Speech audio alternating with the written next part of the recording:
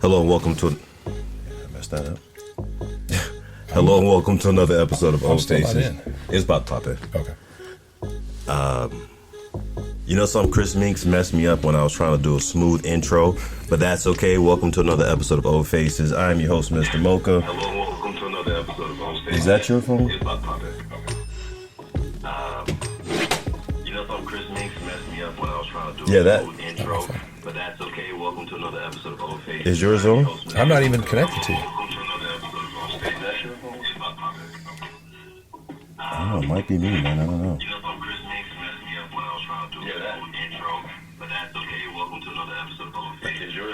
I have no idea where that's coming from. You know something? It's in a loop. I do know where that's coming from. That's on me. Yeah, sorry about that, everybody. I'm a little technologically challenged today. Mrs. Mocha is upstairs, so I don't have my my backup to keep me from messing stuff up. So we're going to start that all over again. Welcome to another episode of Old Faces. I'm your host, Mr. Mocha. Mrs. Mocha will be down in a minute. I have in the studio with me hanging out today Chris Minks. He was here with me yesterday, so we're doing part 3 of the male emotion. Hopefully we'll have a few other people jumping on. We have Scarlett, one of my favorite people, who just jumped in. So Chris, say hello, and Scarlett, say hello. Good evening, everybody. Happy to be back. Welcome, Scarlett. Wish you were here with us. Hi, Chris. Hello. Y'all hearing me okay? Loud and clear. Beautiful, beautiful. Well, good evening, Mr. Mocha. Good evening, Chris. So happy to be here. Really, really interested and anticipating topic of this conversation. I think it's important. Well, let's rock and roll. That's what I'm talking about. So, you know, for anyone who didn't hear our part 2 episode, the first episode, it was myself and Lupe. We had a great conversation just about, you know, the male emotion from the standpoint of, you know, husbands, you know, as a husband getting into the lifestyle, managing your emotions, from dealing with your own personal ego to watching your wife play and being okay with those emotions. You know, that was the start of that conversation. And then Chris came in, and I'll let Chris recap. I'll let Chris do the recap from yesterday. Yeah, because Chris thought we were doing a recorded podcast last night. Didn't realize we were live last night. Until well after the podcast was over. Until I got the call from Angel Minks, my wife, this evening and said, "Man, I listened to you last night on a podcast." I'm like, "How could have you?" We was only a recording. Anyway, last night we talked about the emotions of the husbands or significant partners in dealing with their feelings and from their experiences as they walk their journey through the lifestyle, and how those can be, as we suffer through our own male ego, how it can be a challenge to come to grips with the feelings that get created as part of the lifestyle. There's the physical side and there's the emotional side. And men are not usually allowed to have emotion. And so we talked about that. How can we get over that masculine role of no emotion and have those conversations with our significant partner or other men? So I sort of summarize a little bit. Yeah. That was it, 100%. Because, you know, we know as dudes, you know, we go through life like, you know, you have an emotion, man, suck it up. No one gives a shit. You know, you feel insecure, you know, in the lifestyle. You know, if you feel like, you know, you have some emotions that you want to get across, because I think the one thing that I've heard a lot from guys is, have you ever felt like this? And it's like, dude, yeah, we've all felt, you know, you're never the only person to experience an emotion, especially when it comes to being in an environment where you're having sex with other people's wives, or you are having sex with, you know, or your wife is having sex with another guy. You know, I've met men who got upset and insecure watching their wives have a threesome with him and another woman because he didn't feel like she paid him enough attention. And that's all from an emotional place. And watching some guy trying to process why he's upset because his wife is playing with another woman, you know, it's a hell of a thing. There's an expectation that people put in their heads, and when that expectation isn't met, that evokes an emotional response. We can think about that in all parts of our lives, not just the sexual side, but it's amplified in the sexual side because of all the emotions that come with the relationship, be it a momentary relationship or even better, a long-term relationship with a significant other or a married spouse. All right. Mrs. Chris, I need you to take over since Mrs. Mocha is coming down late to the party, and now she just moved my microphone. There's a lap dance that's sort of happening across the chairs here. All right, Scarlett, Lupe, and Misha, you guys make sure you jump in and out with us, you know, like we always do. Don't wait. You know, if you catch a point, just say, you know, dive in there. My headphones aren't working. Hey guys. I can't hear anything. You can't hear anything? Hey. Hey. Not here. Nope. Mrs. Mocha can't hear you. Hold on a second. She can't hear you yet. I think it's the headphones. We're having a little technical challenge here, but the lap dance was nice. No. You probably need to turn up that volume. Maybe I'm on number... No, not that one. Nope. No, this. Hold on. Nope. Oh, if I could verbally paint a picture for our listeners. Keep going. No. How this relationship is fraught with emotion. What? I still can't hear shit. I can't hear anybody talking. I can hear myself. Well, nobody's talking kinda. except me right now. But it's like really muffled. Oh, we're not. Oh, now they just went really quiet in my ears too. I think Scarlett's saying something.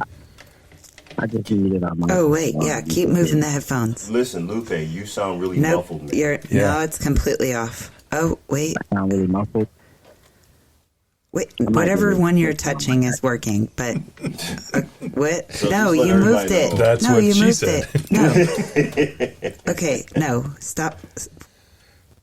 Can you guys hear me? Go ahead. No, Yeah. touch my headphone again. There you go. Okay. Okay, you did it. You did it.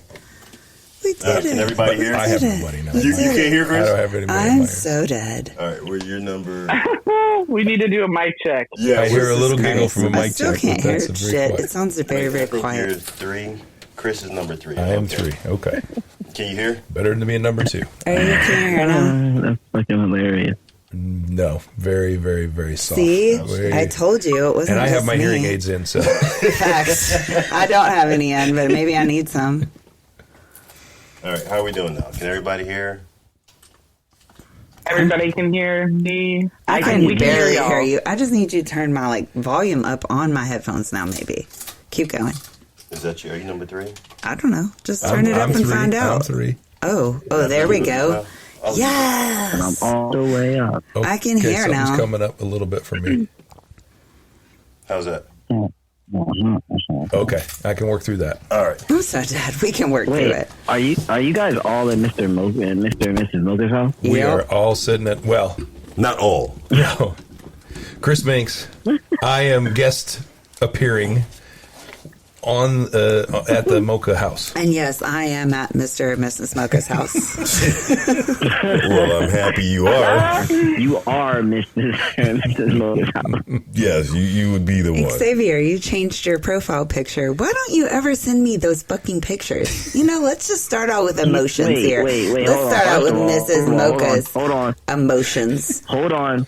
What? Xavier's profile picture on his Twitter? He literally changed his profile picture and he takes all these awesome pictures and I never get any of them. So don't ask me for nudes ever again, bro. First of Because all, I'm going to come to my man's defense right now. And I feel like that's been his Lupe, profile picture you're for off a the minute. list. Right? no, okay. But here's Thank the you, thing. Lupe. I He appreciate has that. my complete cell phone number, and he knows I like to see his chest and his penis I and walk his around arms. this woman butt naked all day. But I want a picture to remember you by. And she works from home. What if you leave? Then I need something to look at. Where am I Why going? does everyone else get to see Xavier Blocking's picture all day? I got to keep them enticed. What about Mrs. Mocha / Poison Ginger?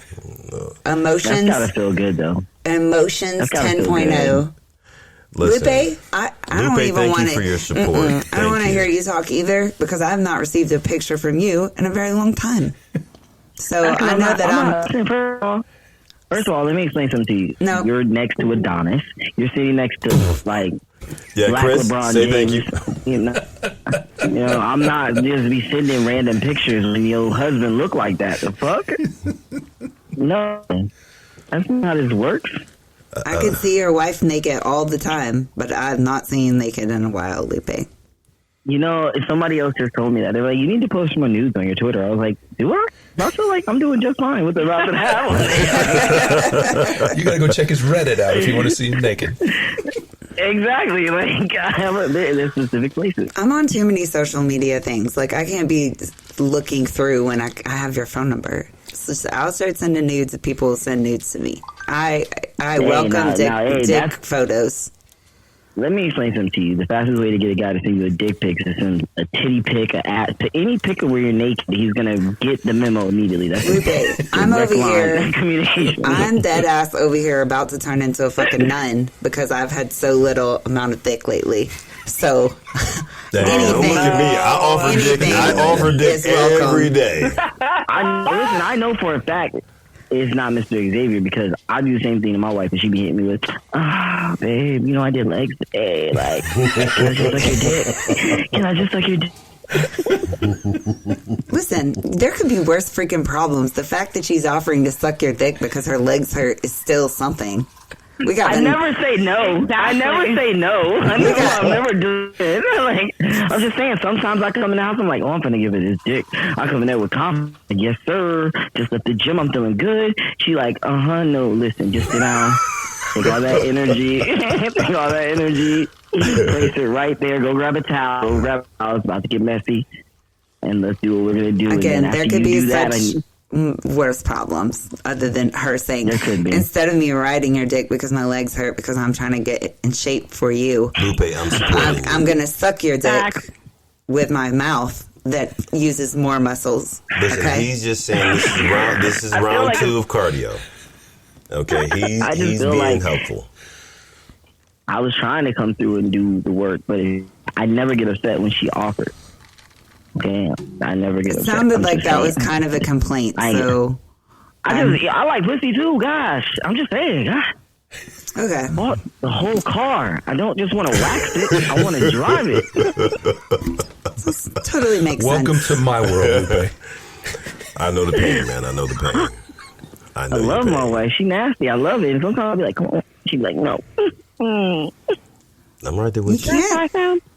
You can't turn on the... Is that the sound she makes? Yeah, that's not how... I've been around her. That is definitely not what it sounds like. Okay, so we're back to the episode. I'm here, guys. Hello. Thank you for making that appearance. Yeah, I'm here. Now I'm leaving. Bye. No, I'm just kidding. We appreciate you being here, baby. So now we have... Oh, it looks like Dimitri just jumped in, too. He's literally been here since I came downstairs. Listen, I can't see. That's why you are the one who looks at who's where so that I don't have to. Hello, Scarlett.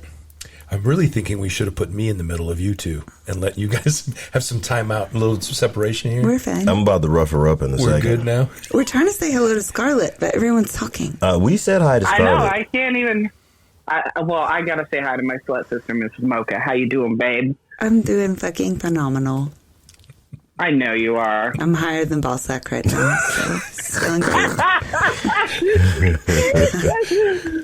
A stoned Mrs. Mocha is a happy Mrs. Mocha. So we love it. Yeah, my mouth is getting a little dry, but that's okay. We're I can here. help you out with that. I'm really just craving the Krispy Kreme that we got yesterday that's upstairs. Oh, my goodness. Okay, let's really get on the episode. My love. She's here. And so we have all, I think, we've all had conversations. So, Chris brought out he introduced the concept yesterday that men have emotions, but society says we're not supposed to show them. And then when that spills into the lifestyle, we have a lot of guys who are emotional and they continue making the same emotional mistakes because they often feel like they don't have an outlet to, or they think that it's not okay to talk about it. It's not manly for them to address their feelings because they think they're going to get called to be a bitch or something like that. Well, yeah. Depends on the situation. Yeah. Hey, listen. I don't think that, and I don't even really mean that. I'm just joking, by the way. It doesn't depend on the situation. I mean, like, if dudes tell me something in an appropriate way, I can handle it. But it's all about the way you say it, I think. I agree with that. It also is the environment, if it's made welcoming. And that was kind of one of the points we were about. Sometimes guys are afraid to talk to their wives because they don't want to appear weak, right? Mm-hmm. But the women can help out by encouraging that if they take that minute to observe, or after they have a play weekend or a play session or something like that, come back and talk about it and say, hey, how did that make you feel when I did this? And that starts the conversation, and it lets that male know that you're open to listening to what their feelings are, not just what did they see, right? After a lot of times there's that, hey, tell me about it. How did it go? If you didn't get to see it, right? Give me the play-by-play. Right. I know Mrs. Minx is like, I'm like, wait, how did your shirt get off? How'd you get from the bed? I missed your pants were still on when you're on the bed. I mean, I go break it down to details. She looks at me like, why does that matter? I'm like, because I want to feel the emotions of it too, right? And she's like, okay, if you're open to talking about the feelings and the emotions, then she invites that and allows that into the conversation. And this isn't, we're talking emotions, not negative emotions. It's all emotions. If you're coming into this lifestyle, you are already saying, I want to break from society's rules. I'm going to be more open to adventure and opportunity than anybody else. So you should also be emotionally ready to experience new things and then be able to talk about those as well as the physical aspects of it. I mean, if we go all the way back to when Mr. Mocha and I first got together, I was the worst storyteller. Oh, my goodness. Ever. He's like, oh, how was the dick? Like, blah, blah, blah, blah. And I'm like, oh, it was good. I sucked his dick and then we fucked and that was it. And he was just like, no. Like, what were the details? But I didn't realize how important the details were for him until months later, because it's hard to talk about the things that you've done and that you want to do that were just at one point in time just a thought in your mind. Right. So. Right. Yeah, she would definitely come in the house. Scarlett came off mute. I think she was about to say something. Yeah. No, I wanted to jump in with what Chris had said. Like, that was really beautifully put, Chris. And I am so, like, knowing you and Angel, you guys are top notch. I was just telling Mr. Mocha when we chatted before coming on, like, they are just the most incredible couple. Your connectedness, your energy. I always feel very safe when I'm in spaces with you, Chris. And so I just wanted to put that there. I just appreciate you so much. The second thing I wanted to say, a lot of times people talk in lifestyle about the importance of communication and how crucial communication is for couples, right? But also, you know, in any kind of partnership, play partnership that we're in, communication is essential. But what gets talked about a lot less is vulnerability. And if you talk to experienced lifestyle couples, what they will tell you is that it is the vulnerability that brought that ironclad bond to them. That you are more vulnerable and more exposed when you lead out this lifestyle.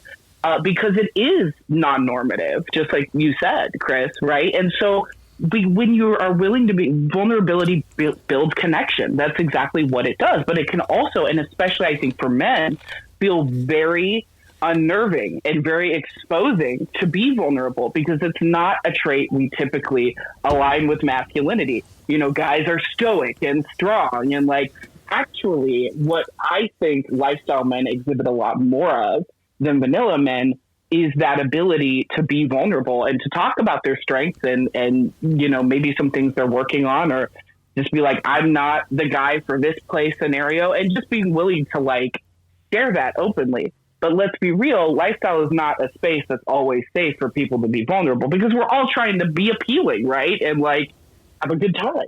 So I'd be interested, like Chris, Mr. Mocha, Lupe, if you're willing to talk about this, like what does it look like for you with your process of vulnerability and lifestyle and among your partnerships? Lupe? I mean, why do I always get put to go first? Like, I mean, I didn't have an answer for that, right? Scarlett, Lupe, can I really, Scarlett, what do you mean by the process? Can you kind of elaborate what you mean by the process for the vulnerability? Yeah, I think that when you like your willingness to be vulnerable, you know, as a lot of us come into lifestyles and we have a very certain idea of what our rules are going to be, right? What you are and aren't going to do. And then, you know, sometimes those rules get broken, and then you have to have a really vulnerable conversation and express your emotions, right? And so I believe that opening up to vulnerability in a partnership, in a marriage, you know, in a coupleship is like a process. And so I was just wondering, like, what was it like for you when you first came into lifestyle? Exactly. I can't speak for exactly what her process was, because we were two different people. I mean, we share the journey, but I know her process was a little bit different than mine, because we experience things at a different pace. So like last week when we talked, or I don't know how long ago, I think it was last week, when we talked about the whole situation with her fucking Reese at the house in Las Vegas and how I felt about it and all that, that was one of those moments where, you know what I mean, that's a growth moment. You know what I mean? Like you got to stretch your legs. You got to kind of, you're going to feel things, you know what I mean? Yeah. And just because you feel something, that doesn't necessarily make that feeling the focal point of the situation, because there's two people's feelings involved. So your feelings can't just outweigh the fact that this person is having a good time.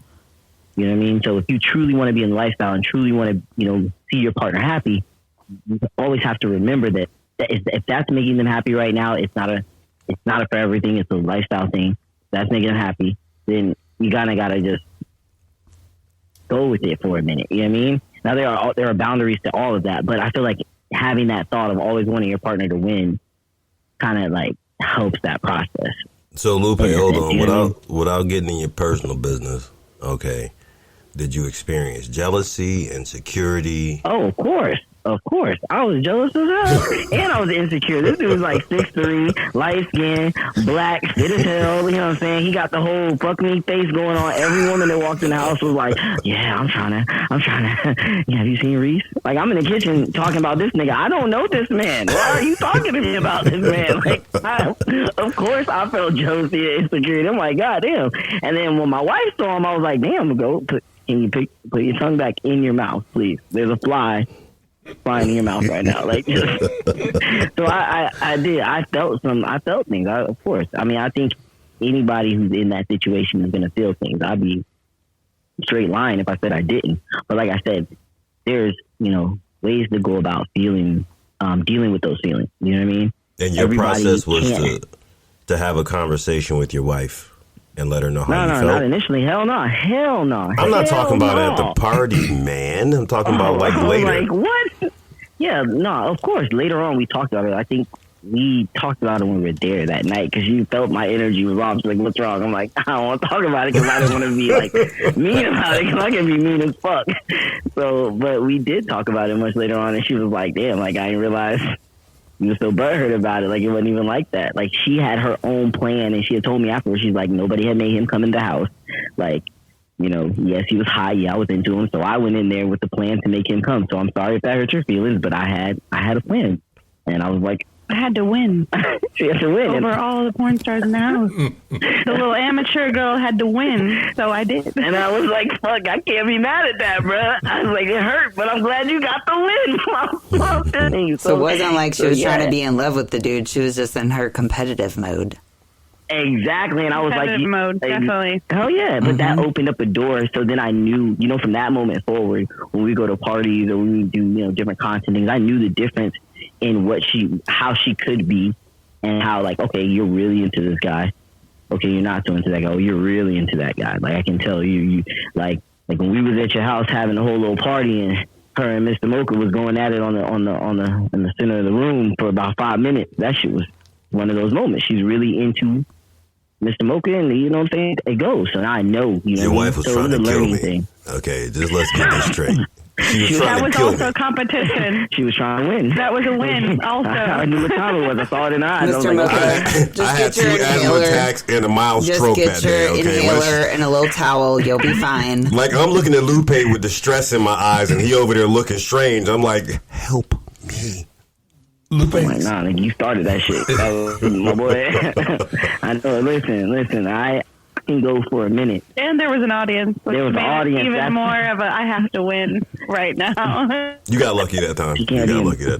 So Lupe, how much did it help that after all of that happened, and you're having these feelings and emotions, that she recognized that something was off about you and brought that up and it invited you that opportunity to express the feelings, which you're like, I'm not right now, or whatever your reaction was. Did that help? Did that make it better? Yeah, I mean, I think that always makes it better for a lot of people. You just don't know how to feel in that moment, so your reaction has to be controlled. But it always is good to know that person sees that there's something going on, even if they don't have the right response. The simple fact that they took time to notice that there was something wrong, and it wasn't just like they brushed you off and kept it moving like nothing was there. That does mean something. Yeah. So, yeah. And that's the beauty of having the partner in this. The single people who go to these events don't necessarily have that. So they have that feeling something's triggered something, and there's nobody that they can then tell them, how'd that make you feel? How your safe space. And again, I know we're sort of circling back, Z, about the single people's feelings in this too. And we're kind of talking about the couples, but I was let's just be honest while we're on emotions here. Mr. Mocha, surprise, motherfucker. I mean, like, there's a percentage of the, shit, I can't even think now because my edible keeps kicking in and out. The mochas, like, in the parties and stuff, I've gotten accustomed to, like, not really having a partner at those, which is completely fine. It's like something we've discussed, and that's just what we do. Yes, he's there with me. Yes, I know that he's like my safety net, but 90% of the party we're separate. Let's just be real. Right. Mm-hmm. So I do feel like what do you call it? Something out of water. What is it? Fish out of water. Fish out of water. I can't fucking Something say out of words water. today. Okay, I'm not doing that again before a podcast. A goat out of water. Fish out of water. And it makes me less vulnerable when we're at events like that because I don't always have him like right there on my shoulder.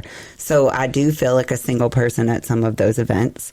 And I find solace in like Scarlett. Like I'm there with Scarlett, or if Lupe and Mitra are there, or if Kenzie and Damian Fox are there. Like people that I know, even though I am like a social person and I will talk to everybody, it's easier for me to talk and be comfortable if I'm with like you and Angel, you know, like somebody that I know I like to be around or with. And I think the last Houston Mocha, I was a lot more reserved because it was like my first party back in a while. But I realized too, once I got home, that I didn't really have like a partner there with me. A wing woman. Right. So it was a lot harder for me to do stuff.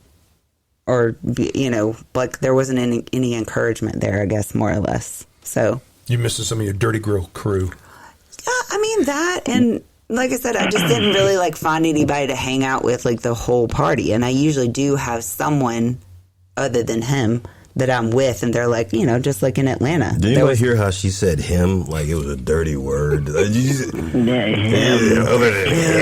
We're talking about emotions here, bro. So here we go. Listen, Misha was having some physical emotions, so she had to go take her pants off and change. So she would be right back. She took her pants off? Ran off. Yeah, she had to go. And she was wearing jeans, like it was hot, like it was cold. I mean, I'm like, bro, it was hot, dude. Like 86. What you doing? Why you got jeans on? But there are guys that I'm more like single guys. There you go. Well, appropriate now. I'm dead. That I'm more comfortable with, like if I need like somebody for a safety net because somebody made me uncomfortable, I know that I can go to that guy or whatever. And I think some of the single ladies, and maybe I'm just speaking for myself, but Scarlett, you can jump in any time. I think I have a DFW Goliath. If anything happens, I know that I can go to him and be like, hey, you know, can you get me out of the situation? So I think even the singles, maybe they don't have anyone to necessarily talk to in that moment, but there's always someone single that's around that's your friend or your roll dog that you may not have an emotion for, but you are attached to. There's trust there. Yeah, there's trust. Like, you have my best interest at heart, and I can rely on that for sure. And there's so many people in the Mocha tribe that I absolutely rely on that, men and women, you know, in my slut sisters, of course, and then, you know, the great staff, and absolutely couldn't agree with you more. You know, what's interesting, since we're talking about what you had said about what single people in lifestyle, right, men and women, go through, because we don't have, like, I'm a single woman in lifestyle. I don't have a partner that I'm moving through lifestyle together with. So when I need to debrief, because there was a kind of wild situation, y'all, I was at a party last night, and my slut sister, I've never seen this before, the ceiling, a blade from the ceiling fan came down and hit her while she was playing. Damn. And I was like, oh my God, I've never seen this happen. I had to jump off a dick and go, and Slim Dark is laughing because he was at this party. I see you, Slim. But yeah. I had to jump off a dick. That was some superhero shit. I did. I was like, let me get to my girl here, because, you know, all shit always goes down at the party. But in any event, going back to the experience of single men, we as women, we talk to each other. We have a whole like slut sisterhood, and we talk about the really vulnerable, emotional pieces of our experience. And I'm wondering, like, is that something that the single men do for each other? And if so, like, what, or is there a connection that's more non-emotional? It's more like camaraderie. I'd love to hear, Chris and Mr. Mocha, what you have to say about that. From my standpoint, I will say that the interesting thing to me is that usually the more experienced guys are not afraid to have conversations. Me and Dimitri, Lupe and I, Damian Fox and I, you know, Chris, there's certain guys who we have a very open conversation about things. You know, I can't tell, like, Lupe will tell you, there's been times where like him and I have conversation, there is zero fucking filter. Like, where it's like, dude, what in this most recent conversation? The fuck? Like we'll call each other, message each other, like, dude, what the fuck was that? But we have that relationship. Yeah, like we will really go through and check one another. There's times when I talk to Dimitri where I'm working through my head on the thing, and there is no, our relationships are so tight that we're sharing emotions, and it's not the usual dude thing where you're like, you know, I don't want to say this. But with the inexperienced guys, I think there's like Chris said earlier, the fact that society tells dudes to suck it the fuck up. Don't be a bitch. No one cares about your emotion. You know, pack that shit away. You know, and then a lot of guys don't want you to know that they don't know. You know, they don't want you to know that they lack experience. And so I think the vast majority of men in the lifestyle, single males mostly, but a very large percentage of married males as well, they're still stuck in society's, you know. Do you think it's pride that they won't just say? It's conditioning. Like just like society says women can't be sluts, society says men can't be emotional. You can't go and tell your dude, like, oh man, I felt so insecure watching my wife get pounded out last night. I don't know what to do. And so what happens is now this guy's at home treating his wife like a dick. Or in a single male situation, this guy keeps making the same stupid mistake over and over. walking up to somebody because he's frustrated that he's been trying to get his dick sucked for the last 5 hours and grabbing somebody saying, hey, come suck my dick, instead of, hey, how are you? I mean, so my question is like, okay, society, but you'd rather be a dickhead to your wife than just say it? Because I would much rather you say it than be a dickhead. And I know I'm not the norm, but I imagine there's a lot of women out there that are like, well, what's wrong with you? Like, I don't feel like I did anything wrong. That's true, but I feel the same way. Yeah. Touché. Yeah. Men have the same challenge that women have when women get into the lifestyle and they're trying to, they want, like, how many women have talked about you and Misha and Megan? Oh my God, you guys are so wild and you're not afraid to have fun. You're not afraid to fuck. I wish I could be like that. But we and also have no problem saying what the fuck we don't like. Exactly. Now, so let's look at it like this. Very true. Very true. Dudes have the same issue where they're talking to people like Lupe, who gets on here or Snapchat and says the most flagrant shit or does the craziest shit, and it's like, they're like, dude, how do you guys just say what you're thinking? How do you guys talk to dudes about how you're feeling? Because, you know, if I'd have done that, my dad would have called me a bitch. My boys will call me a bitch. My boys will laugh at me. Like, but don't you think it should be different for lifestyle? Absolutely. Just like women who... Chris? It's a learned behavior, because before they come to the lifestyle, particularly if they're single men, right, the conditioning and the training is to suck it up, don't say a word. So now you come into the lifestyle and you've never been told, hey, it's an okay or a safe space to do this. You have to be taught. You have to, for one, be given the opportunity, and then two, somebody has to kind of teach you that it's okay to share something like this. A lot of the times, these men don't even recognize what the underlying feeling is that's creating their dickhead personality, right? Or their reaction, they're acting out because the emotion has to come out. It can't stay in. We, no matter how we try, and they've shown this in scientific studies over and over again, the emotion will come out in some way, shape, or form. You can, like we talked about last night, you can control and manage how that emotion comes out. But until you understand that much of yourself, you're a new single guy and you're in a lifestyle and you're having all these opportunities and you're like, this is great. And then you get frustrated and you have some bad experiences or bad feelings, and nobody comes to you and says, hey, you're being a dick. They just know that I'm frustrated, but they don't know what they're frustrated about, because they've not either one, done their own personal introspection and said, man, what is really ticking me off, or what's really making me feel frustrated right now? Or two, somebody comes to them and goes, you're being a dick. What's going on? Well, wait a minute. That's not the real reason. There's another underlying reason. Because usually, as a defense mechanism, we all hide that real undercurrent feeling, right? We'll mask. It's always displacement, right? We displace what our feeling is by making it something else. Then we don't have to deal with it, or we can deal with it in a safe way at that point in time. So I think there's a whole level of learning that has to occur, and it comes as you enter into the lifestyle.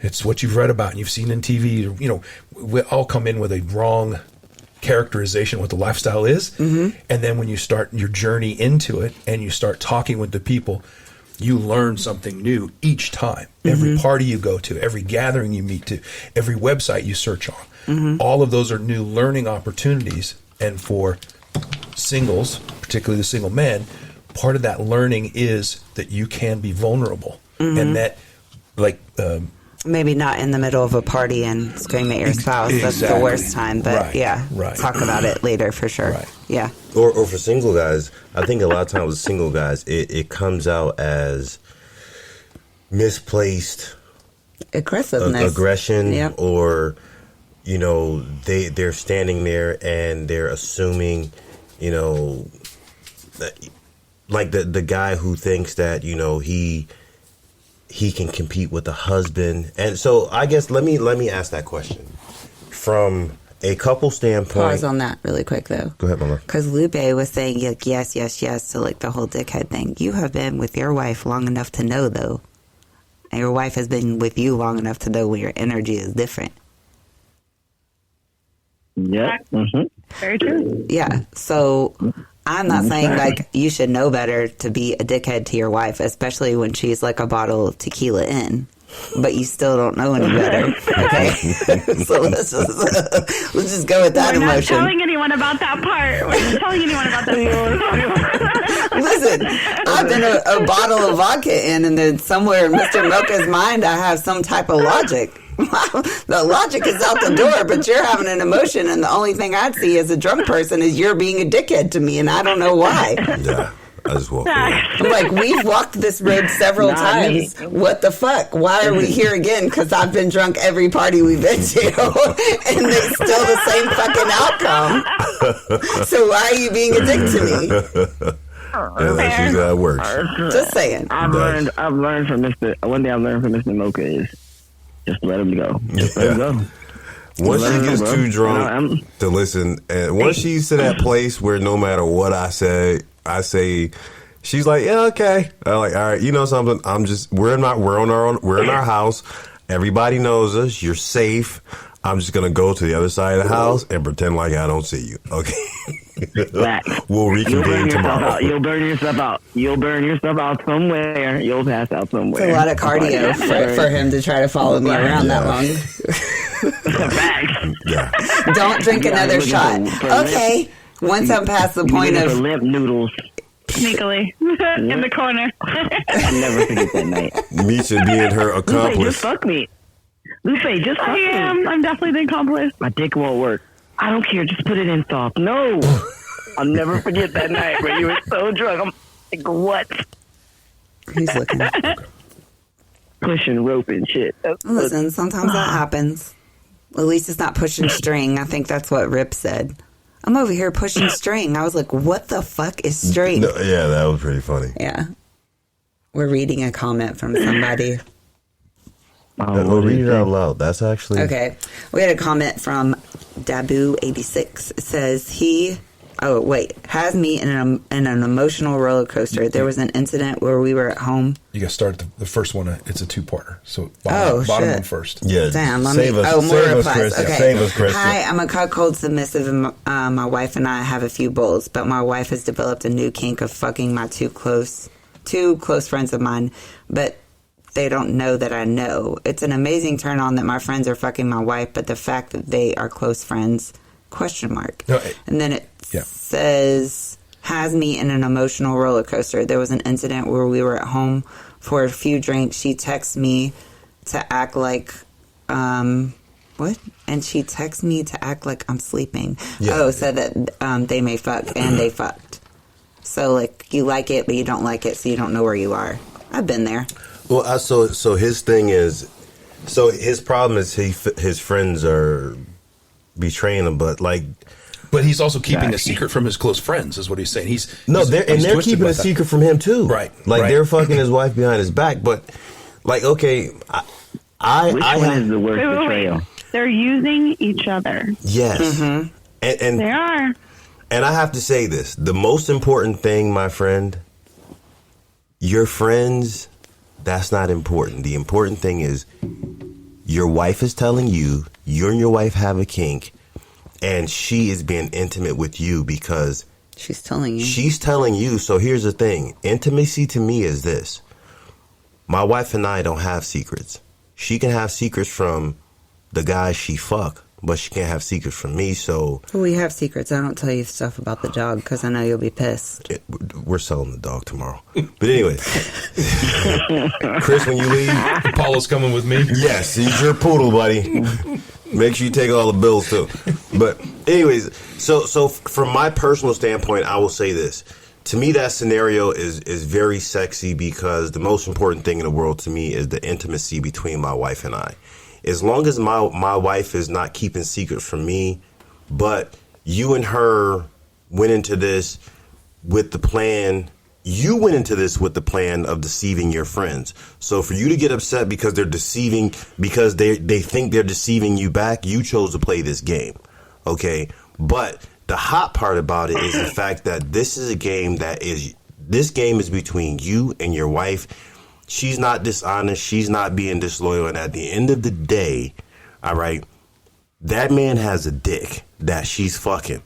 And I can't fault him for doing. She offered it. You should feel honored that, your wife is so sexy to him that he took it, and you played Russian roulette with your friendship. So at the end of the day, as long as your wife ain't doing it behind your back and you and her have this secret between you, that's the ultimate level of intimacy. And you put your friend in the position, you and your wife chose to put your friends in the position to take her pussy. So now for you to be somewhat upset with your friends because they think they're fucking your wife behind your back, you know, they have the same right to be offended with you for, you know, waving that steak in front of their face and being mad because they ate it. Like, now, if your wife was doing it behind your back, then you should be offended. But your friends are doing it. Your wife is happy because she feels sexy enough that they took the bait. You're happy because your wife felt because you know your wife is sexy enough that they took the bait. So the fantasy that you guys have, you have fulfilled in every way, shape, and form because they don't know. And right now, you're playing the game. They're playing the game without knowing they're playing the game. And your wife is still on your team. So congratulations to you for running a successful campaign. Wow. And enjoy it while you have it, because that will probably end at some point. Or Yes. that energy and that dynamic that is feeding the angst, the good with the turn on and the angst that comes with it, will run out at some point. And then you'll find something else. And then you'll have to see what the friendship remains afterwards with those buddies. And ladies and gentlemen, if you're listening and you would like to speak, you know, no offense, every once in a while we'll get someone who jumps in just to say, you know, fuck her in the pussy and you know, jump off. So that being said, if you have a question that's a valid question, throw it up there. And once we respond to that question, if you would now want to jump into the conversation and engage, then we will let you in. But, you know, if your profile has nothing on it at all whatsoever, you're trying to kill me. If your profile, but yes, I'll eat it. If your profile has nothing on it whatsoever at all, like we're not going to. We're about to order. We don't know some if you're food. swingers or if you're just somebody who wants to get on and, you know, just, you know, troll. So. Why do you act like you started whining? What? I didn't know how full it was going to be, so I just. So you knew that bottle was going to fill up my glass. Wine into our glass. You really was debating You whether or not you definitely was going didn't have to bring that up in this. That's fucked up, man. Hey, Micha, Lupe, you guys make this look so easy when you're on camera with doing this.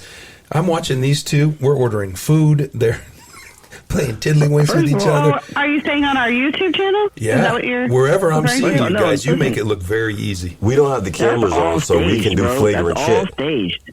That's all staged. Let me explain something to you. Me and my wife go at each other like brother and sister. Like when you hang out with us for longer than like 2 He's days. talking about our YouTube videos. No, and I'm telling them. Easier. They're not. Your I don't want them podcast. to believe they're easy. They're not. They're not easy. Okay, they're not. The podcast is not easy. You make it look easy though. There's a whole professionalism we've involved done- in this. I think we've done a lot of them to where we learned, okay, don't do this, definitely don't do this. But every single episode, we're like, man, we got to edit that out. We got to fix that. Why did we go on that topic? So it looks good because you can edit it. So Well, because I inevitably ask somebody something that they're like, hey, we got to take that out. I'm like, Lupe. Because Lupe is super invasive. Yeah, Lupe usually does. It's usually Lupe's fault. Let's be honest. I'm passive invasive, okay? No, you're not. Bro, before you get on the No. podcast, you always ask, like, okay, what can we not talk about? What do we not? What are He like actually your does hard do that. no's? I do. But I then do you that just all the ask time. anyways. That's not what ends up happening. That's not what ends up happening. just so you guys know, he's got his hands involved while he's talking to you. Like he's got some tude He's got the behind this, so defensive just argument. know. Let's go. Yes, with his hands. He finds a workaround. I thought she said he had his hands in balls. That's what I thought she said too. Like, hey, whatever works. If you can picture it. No, that's not how it works. What ends up happening is I end up talking to them, and then we end up diving into a topic that they didn't realize they didn't want to talk about.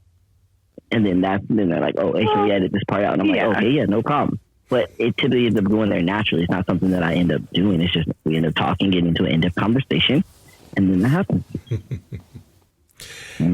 Hey, I know I see Dimitri in the room, and I know that there are senior members of the lifestyle that have created groups of almost like a fellowship group of men who are like-minded, that might not be involved in a relationship per se with a spouse or significant other.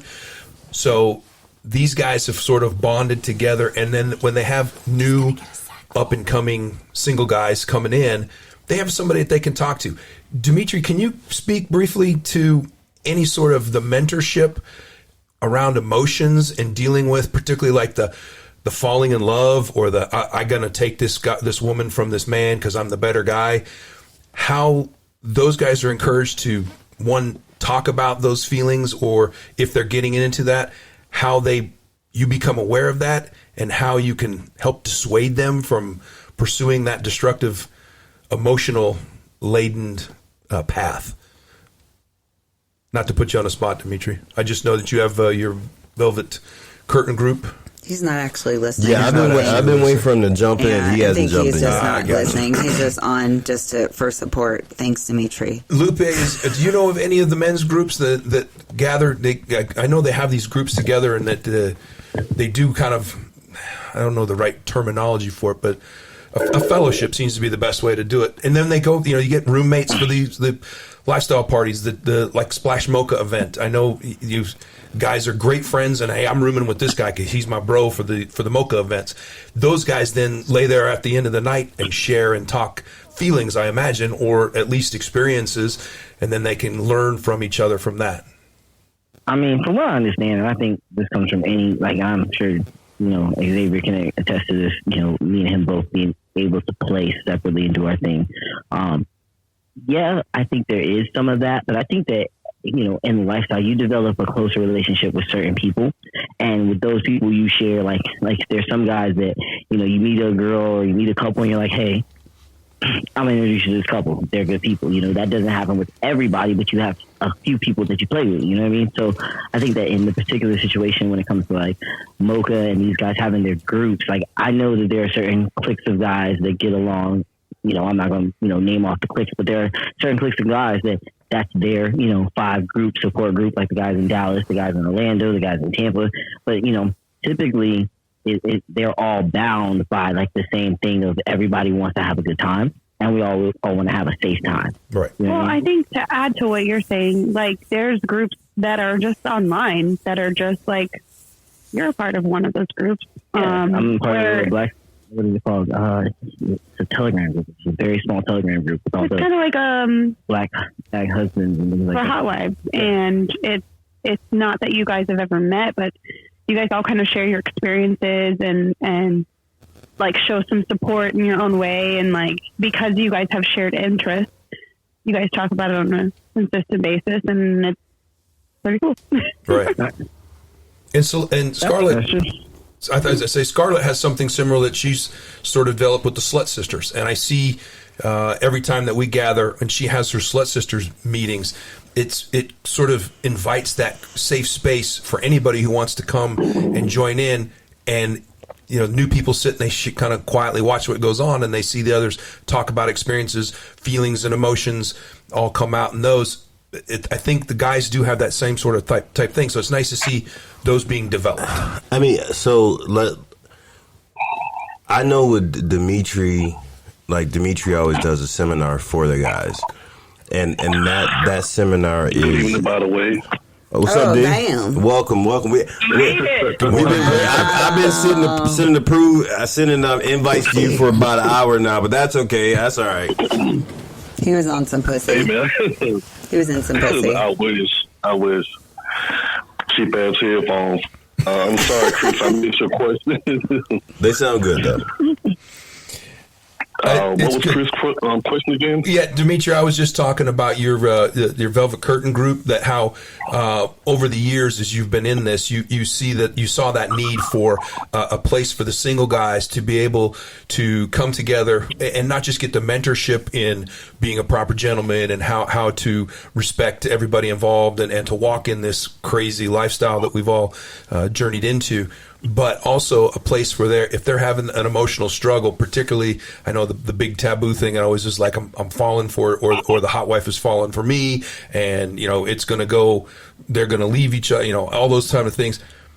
How have you helped make that a safe space to encourage these guys to come out and be able to express those feelings, or at least ask about experiences and how to handle something that's developing?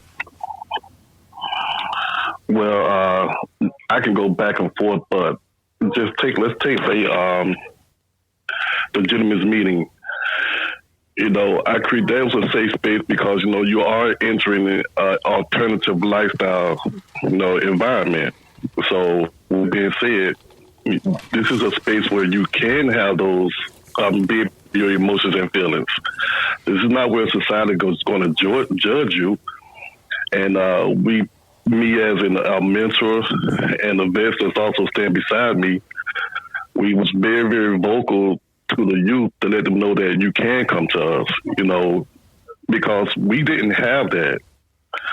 So we had to come out for ourselves and like, hey, look, if we want this lifestyle, especially Splash Mocha, to go further, when we have to step aside, we have to vet, groom, and mentor these guys to keep it going. And, you know, we just always kept our phones on and kept the conversation going. At any time, no matter what's going on, you need to talk to one of us. If I'm not available, Xavier's available, Lupe's available, Goliath, you know, somebody that have 5+ years in the lifestyle. Though also we took this outside of Splash Mocha. I always strongly encourage the brothers to chop up, meet, and mingle and get to know your fellow brothers. For God's sake, you're their roommate. You know, there's life outside of Splash Mocha. And I always tell them, you're going to meet so many great guys that can stand beside you, that can help you along your way within the journey of the lifestyle as well as in the vanilla side of lifestyle. Because there's a whole new different life outside of lifestyle. I don't want to go too far off the subject, but I try to strongly encourage the guys to open your mouth, talk. Don't keep anything bottled up because, you know, it's going to just hold you back. And I do think that, I mean, fortunately, everybody knows, like, if you listen to the podcast, you know that D and I talk all the time, Lupe and I talk all the time. There's several guys who I talk to all the time. And somebody just made a good point about the difference between the experienced guys and... Mary. Yeah. Will you read that off? Yes, because Mr. Mocha's blind, just so everyone knows, so he can't read his phone. I personally think it's actually the experienced men who are able to show and express their emotions, but I guess only if you're into that kind of thing like me. I agree with that because I think for some of the men, they have to be just as comfortable to tell you that type of stuff, just like the women. I'm as like social as I am. I'm a very guarded person, so I will be super friendly to you because I do like everyone, but I'm not going to just bust out and be like, oh yeah, I didn't like that or I didn't like this. I'm going to be friendly first and then I'll eventually like you. It probably is not a very large wall, but you know, I just need to feel safe. That's it. And I think that is maybe the same for guys, and I could be wrong, but I think they need to feel just as safe as the woman does. Like, am I going to tell this lady or woman something and then her go back and tell everybody else and make me look like an emotional bitch? Right. I mean, and I'm not saying that everyone is that. I'm just saying that you put that into perspective, Chris. So let me throw that out there because I don't like saying that about dudes. But dudes say it about dudes. Because there's the joking, right? There's the joking dude stuff. They're like, "Oh man, don't be a bitch," right? Yeah. And you're teasing with them, but you're recognizing it's like indirectly saying, "I understand that you're struggling with this. Don't be a bitch. Let's talk about it," right? And it's sort of that tease, but acceptance and showing, right? And guys who are very reluctant will like, ooh, they might take that and go, well, fuck you, I'm out of here, right? But another guy might, oh no, I'm serious. This is something that's really bugging me, right? Oh, all right. So now it's the dance, if you will. Guys have more.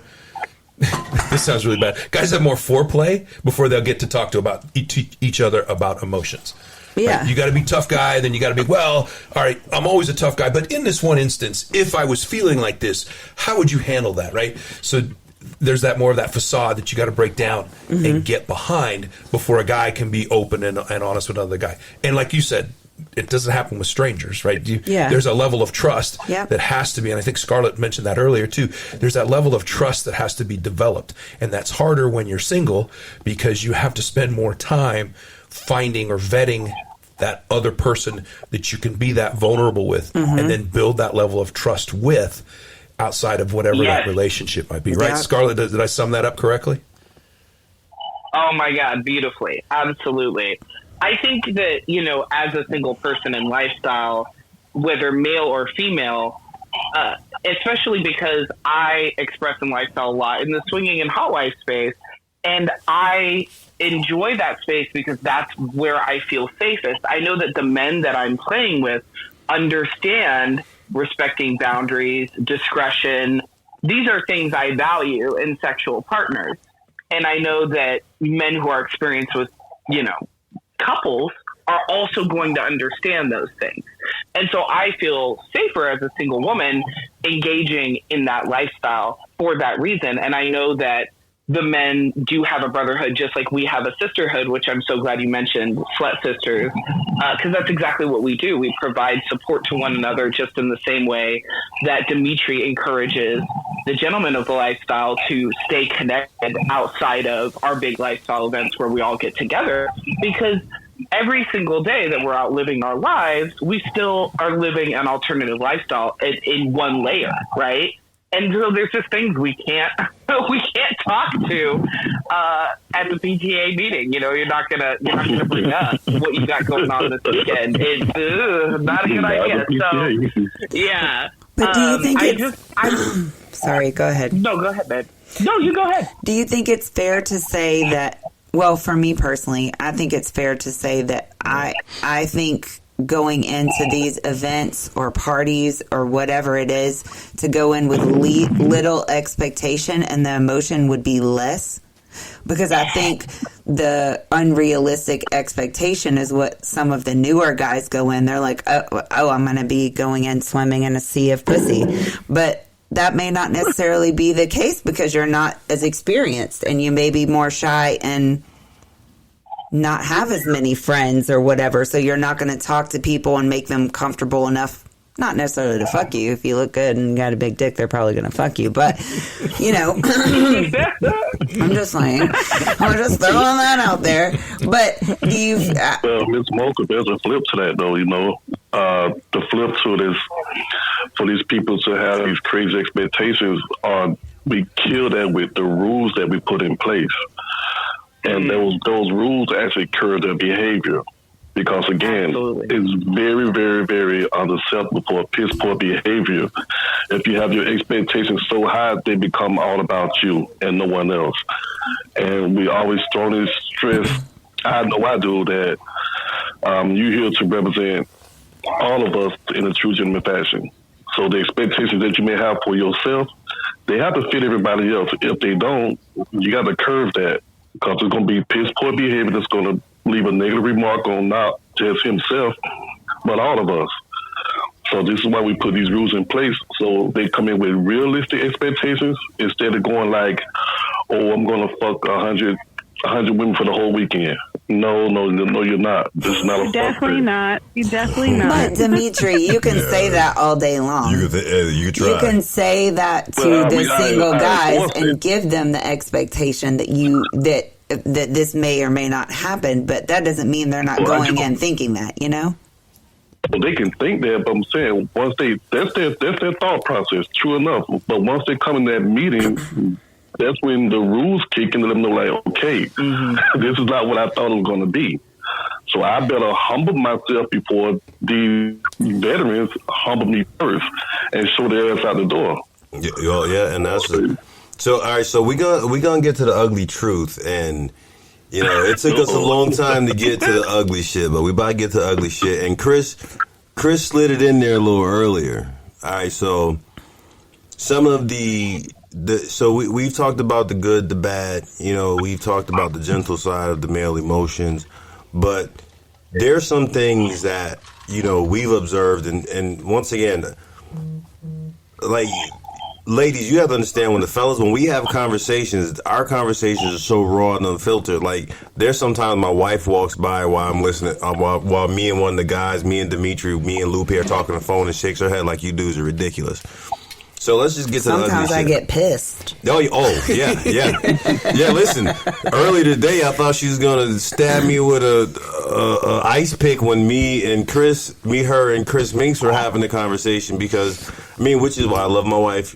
My wife is not going to just accept anything that comes out of my mouth, even though I'm a genius and I'm usually right. She likes to debate. I do like to debate. She likes to debate me. No, she does not like to debate. I like to put it in a different perspective because you're logical, so you think about things logically, but not everyone thinks logically. Some people think emotionally. This is true. So I try to make you understand the emotions behind it since you don't have very many of those.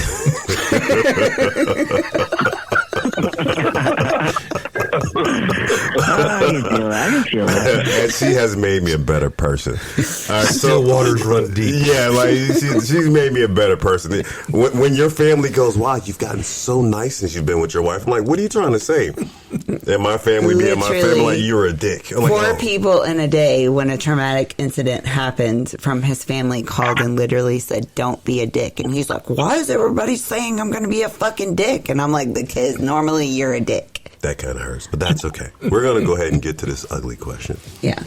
All right, ladies, single ladies, couples. Let's ask Scarlett a question. Okay. She's been quiet, and we asked her to be on. So let's ask Scarlett. We'll give it to Scarlett. So, how have you noticed that there are men in the lifestyle who feel, without any invitation, that they can just take invitation or hesitation? Invitation. Okay. Without any invitation, that they have the right to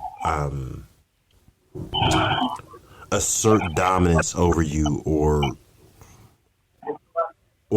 just assume that you will do what they want you to do without seeing where you are on that. Have you experienced that? Oh my God! Why ask Scarlett this? It's for everybody, but she's gonna go first. Be good, Scarlett. You gotta be a tough broad to be in this lifestyle, am I right, Mrs. Mocha? Am I right, Misha? Yep. Come on, you have got to have a spine. You have got to use your voice.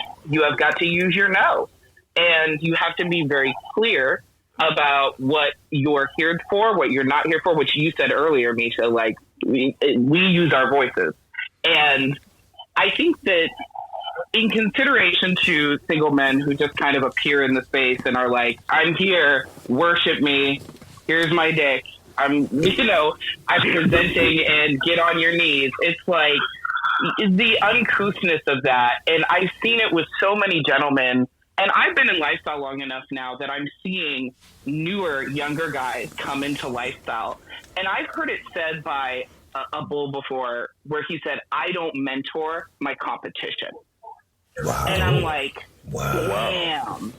Damn. Because I am all about like mentorship, guidance to newer women in lifestyle. I love connecting with the women in lifestyle and hearing about their experience and what they're doing differently, how they're learning, how they're growing. That's a hugely gratifying part of lifestyle for me. I agree. I think a real lifestyle gentleman absolutely realizes that to keep it, you've got to give it away. And so when they see a single gentleman acting uncouth or not following etiquette or, goodness, you really hope that you don't run into this, but not following the rules of consent, that you are going to address that because, as Dimitri said, this is the environment we are all in. And what one person does affects all of us. Like, we're not going to be naive to that. And so I think that it's fascinating, and you grow a lot as a woman in lifestyle interacting with single men and just men in general. Coupled men, absolutely, you see the same kind of issues with, and you just really learn to use your voice and the importance of that and being very clear. And as a woman, you grow a lot from that because we are not conditioned to use our voice to set boundaries That's something you really have to learn and grow into as a woman. So for the single gentleman, like, my piece of advice would be, yes, connect in for mentorship, but you never arrive at this lifestyle. If you stopped growing and changing and evolving, then you're probably in a place where you need to really check yourself and take an inventory. Like, Venus and I wrote a piece called The Wounded Bull when we talked about how if you have emotional issues or anger issues, just like Chris said, you're not going to be able to put those away. They will come out in lifestyle because you're dealing with rejection, you're dealing with potentially jealousy, hard feelings. These are not easy things to feel for anybody.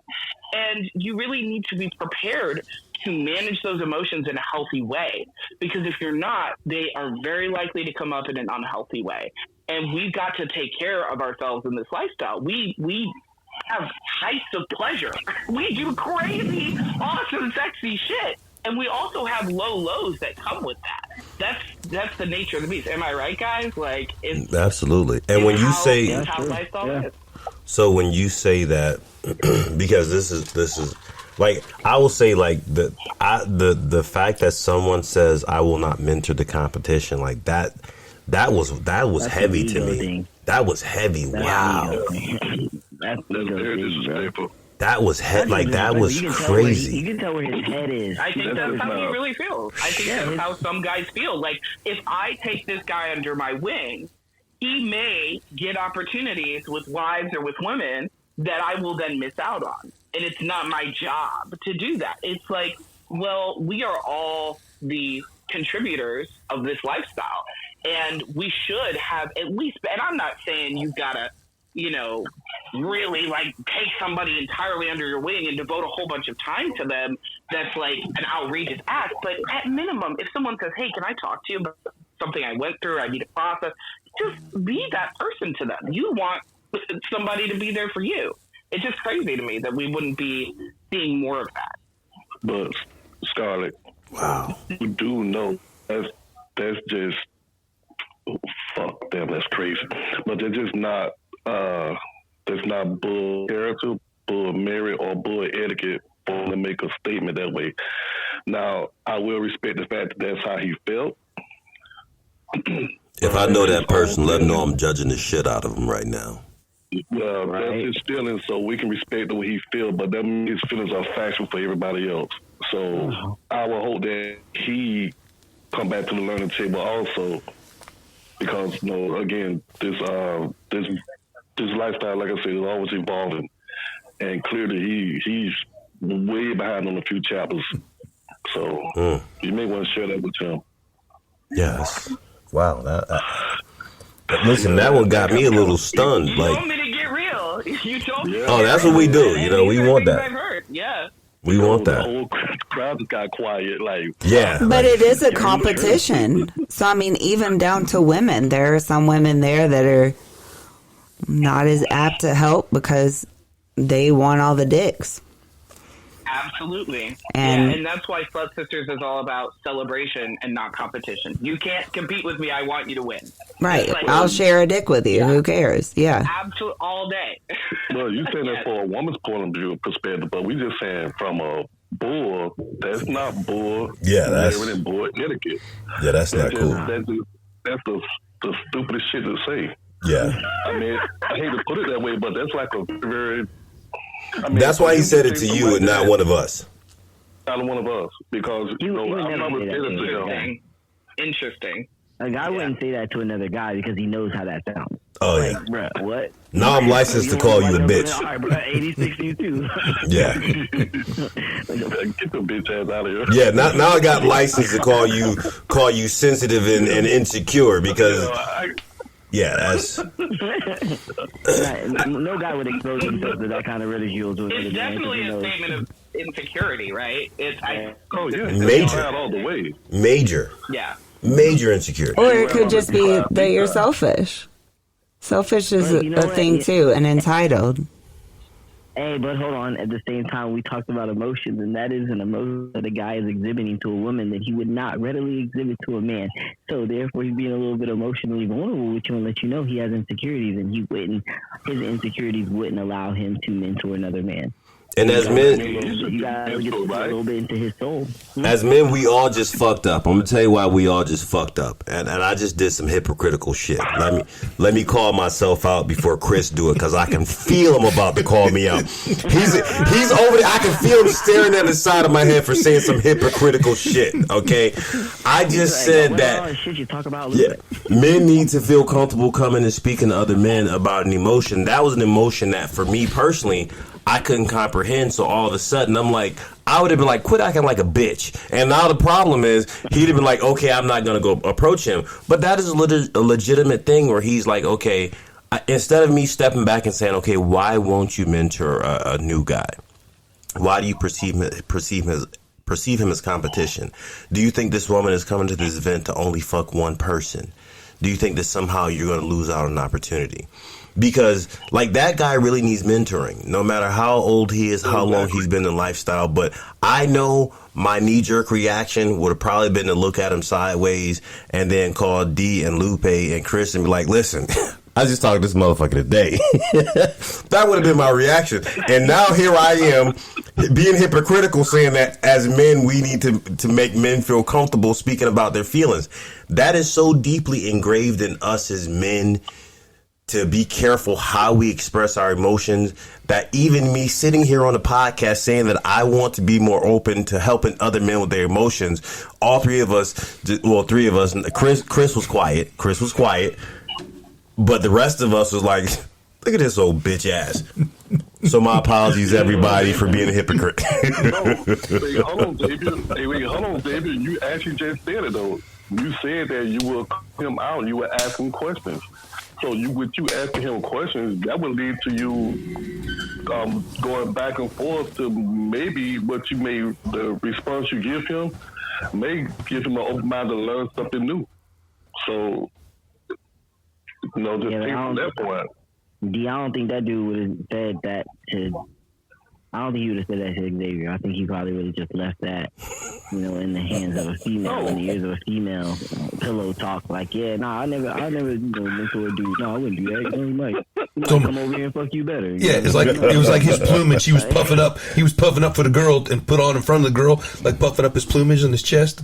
Yeah, right? Yeah. He ain't been, I feel that. Do you think 21? Because you know what, every guy is different, and their feelings are gonna exhibit different. Some dudes aren't comfortable with that. They love the lifestyle. There's some guys that are like, hey, I don't gangbangs. I don't feel comfortable in them. I don't do this. I don't do that. So some guys wouldn't feel comfortable, and they wouldn't be good mentors anyways, because they may give bad advice out of a sense of just read them all, like vindictiveness. And also, like she said, jump in here when you need to jump in. A girl that's doing the same thing. It could go vice versa. It could be a guy that does the same thing. Like, yeah, I'm gonna mentor you, but really you just kicking this dude some lame game, and he's doing something stupid, and he don't know he's doing something stupid, and it just ends up being a bad thing. So have you fucking shit up. So has anybody here encountered a guy that feels like he's entitled to every vagina that he walks past? All right. How do you determine that before we start talking about this? How do you determine this type of gentleman? Well, what are the parameters for this man? I think there is someone that I know that is trying to feel himself a little harder as of lately, but this is a little bit different of a situation than what you guys are talking about. Oh yeah, that man is. I had texted. So I don't know if this is answering your question. Okay, we'll go ahead and share, because here's the thing: we're talking about different behaviors. So if you have a different behavior to throw out there, because we want to. This is a different topic. This is like the same topic, but a little different. This is guys in the DM, guys that are inclusive of content creators. Mm-hmm. That you've already met, you've already hung out with, you've already even filmed with, had a good experience, and then later on says something like, when can I slut you out? That's the question. Not, hey, how are you? Wait, when can I slut you out? When can I slut you out? Wow. That's the initial conversation piece. The dude's watching. He's listening to too much pop music. Yeah, that's right. He's trying to sound hip using pop lingo. When can I Who slut are you? If anyone's going to slut me out, it's going to be my husband. One. Yeah. Two. That part. You're that bold that you think that's the first thing you can say to me. Like, what? I didn't even respond. I don't blame you. Yeah. No, I don't have words for that. That is a lot of education right there. And you know something? That is actually I actually saw that a few times. I had a few couples speak on something very similar to me about guys who took the initiative before they were given it. And, you know, whether it be assuming that they can touch, assuming that they can, you know, take control, because now by you saying, when can I slut you out, you're taking ownership. You're attempting to, the noise that you hear is Chris trying to quietly get off of my really comfortable leather chairs. And you guys know what chairs I'm talking about. If you know, everybody here has been to the house. So Chris was trying to climb over these chairs like quietly, and it was not working. It was like, you know, just it's horrible. Yeah, but so I'll pose this to one of the guys first. For a guy to speak to any woman, your wife, your friend, or anything like that, and assume that he has the authority to just say, hey, I'm going to do this to you. Like, where does your mind go when you hear about it? Like, I know it makes me cringe for a woman to tell me, like, oh, so this random dude just said, you know, he's going to slut me out, or he's going to make me his hoe, or he going to make me do all of these things. Now, and I'm like, wait, did you offer that to him? No, he just said it. Like, ooh. I mean, as a woman, I it's sad to say, I get it a lot. Yep. That's not the first, Absolutely. the last. Really? Okay, let's put a little bit of more background to that. I'm a content creator, so I get the gamut of all of it. So I get a lot more than the normal, like, lifestyle person. But yes, it's a daily thing. And sometimes 10, 15, 20 times a day. It's like they see what you're doing and you're posting it and you're open about it, and they just think that that's okay and that's how they can talk to you, and it's fine. Are you getting this from other creators? Are you getting this from other creators? This type of this situation was actually from a creator. Normally it's not from creators, but it's definitely something I've dealt with in the lifestyle, and definitely with some creators. It's all over. It's widespread. That's the sad part, is that it's almost normal to hear that, and so it's normal in the lifestyle as well. A little bit in the lifestyle, yes. Usually it's somebody that I have not met yet that doesn't know etiquette. When is a guy allowed to speak to you like that? And I'm going to ask you as a married woman, then I'll ask Scarlett as a single woman. And if there's another married woman or single woman who wants to jump in on this topic, because I want to stop right there. Any woman that's on here, I want to know, when is a guy allowed to say, I'm going to slut you out? I mean, for me personally, never. Thank you. But that's just my dynamic. Now, I know some dynamics are a little different, and maybe that's agreed upon through conversation, through telling them what, like, I feel like that's more of like a dom submissive situation. I'm not into that, but there are some people that are, and I feel like that's a relationship or a conversation. It's something that takes time to grow. It just doesn't come out of nowhere. And you know where you stand so that you know when you can say that and it's comfortable to say that. So okay. That's a very, very rare situation. For me, no, never. Okay, Scarlett. Not at all. So we're going to go to Scarlett, then we're going to go to Kennedy. Scarlett, when is it okay for a guy to tell you that he's going to slut you out? When I ask him to slut me out. Yeah. Very simple answer. Okay. And what does I will say, I have to have a tremendous amount of trust. We have to have established a rapport, and that has to be pre-negotiated with lots of consent, and that is exactly and ongoing. Period. So I'm a slut. Slut Sisters is the name of my business.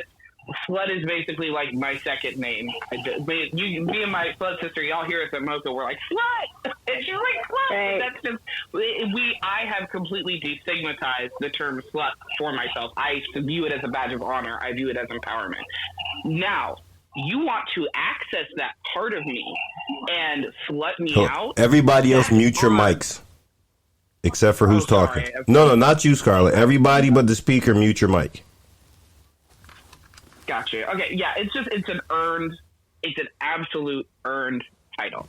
You will absolutely need to earn that through trust and through a huge rapport, and that is not ever anything that you should say when you're getting to know someone.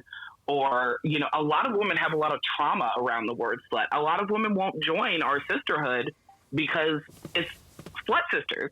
And, you really have to have some care and attention to that. When I know we get horny and get into fantasy talk, but come on, this is a person with a beating heart that you're speaking to. So the person you have to offer that to the guy. You have to say, I want you to. Okay. All right. So now I'm going to pause you and we're going to slide over to Kennedy. Kennedy. Hey. So, welcome.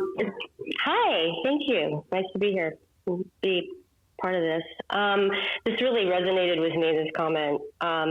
First of all, I embrace being a slut. I love being a slut.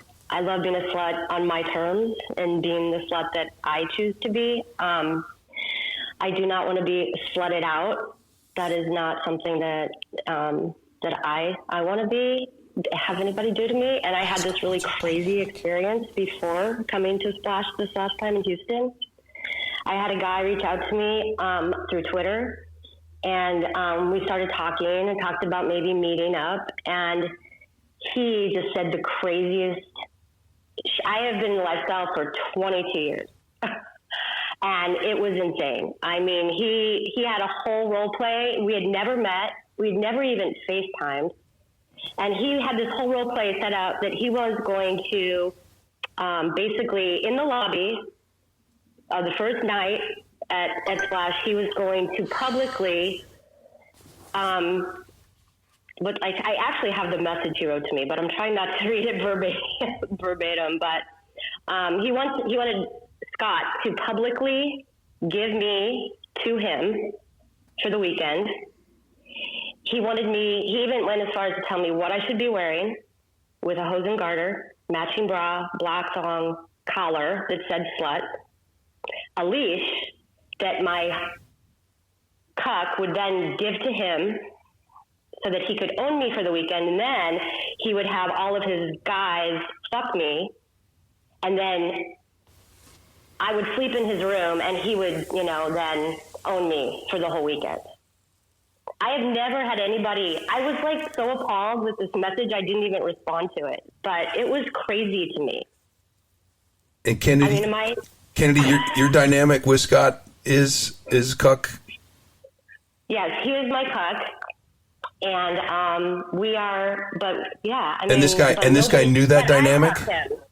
But he is my cuck. Sure. He's not this guy's cuck. Right. And that is not my dynamic. That never has been my dynamic. There's nothing on my Twitter page that speaks to that. And it was shocking, and obviously it was a huge turnoff, and that never happened. So did you have a conversation with the guy, or is that he just sent you this full fantasy? I just said to him, I said, you've got the wrong girl here. So that happened in person when you saw him? Or did that happen later after you responded to him? That was my response to him. Okay. That was my response to him, and I met him in Houston. Kennedy? Yes. Can you check your DM, please, and respond via DM? Thank you. So now, I want to say when you have time. on my side, the audacity of some of these guys to say all of that without even knowing who you are or talking to you or getting to know you and having that like how can you say that? It's just insane to me. I'm sorry. I'm speechless. No, I agree. That's so the sad part. I'm not surprised at all. Not at all. It was shocking, and like I said, I've been in the lifestyle, and I have been to, many parties, many places, dealt with lots of different men in my life, and lots of partners, and I have long term. I call them friends. You can call them bull friends. But like this was shocking. And I read it to Scott and I'm like, is this just a trip or what?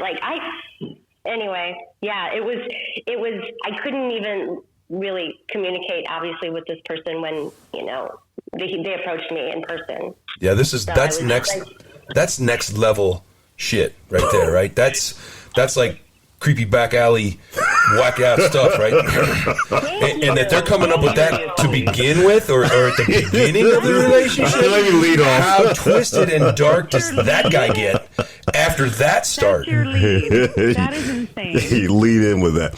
So Kennedy, before we move on to Sarah, the question is there any point where you're okay with a guy are you okay at any point with a guy saying a guy slutting you out? And if so, is that something that you give him permission to do? Slutting me out. So sharing me or wanting to share me with a friend, is that what we're talking about basically? I would say I've had full friends tell me that they would love to introduce me to one of their friends and we would have a threesome, a foursome, or whatever. So no, that's not what it means, because so when a guy says he wants to slut you out, basically that means that I don't want to be. Okay, he's taking control of the situation. No. Okay. All right. You guys, has everybody heard that song? Has everybody heard the song "Slut You Out" or "Slut Me Out"? We have. Okay. I have. I mean, it's pretty out there. You got to be on the fringe of musical stuff. It's not any top 40 thing you're going to hear on the radio. I got to check with Mrs. Mocha. She is my ratchet song connoisseur. So if I need to hear know about some ratchet shit, I call my wife. And now I'll be calling Chris. Okay, so Kennedy, stay in there. Sarah, welcome. Unmute your mic, Sarah, and let me know. Are you okay with a guy slutting you out? And if so, can he do it without your permission, or can he assume that you're willing to take on that role without speaking to you?